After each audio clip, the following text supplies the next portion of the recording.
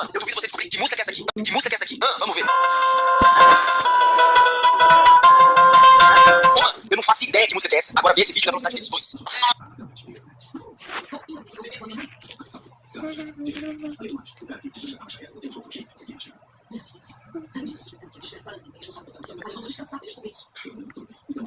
Faz isso. O que você acha de exigir o seu direito? Não tem vez na sua empresa. Aliás, não esquece que a gente não é uma obra. Porque a gente ganha muito dinheiro nessa obra. Nós devemos ou você deve? Nós devemos.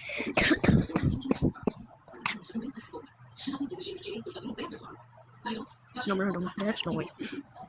Só deixa pensar que a gente pode fazer. Wow. Jack's toy. Número 2. Eu fazendo Jack Steel Coat. Eu.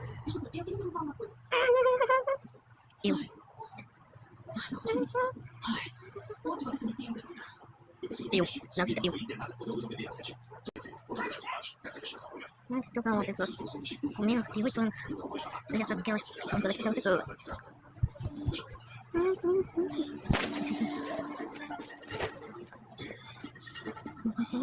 Wow.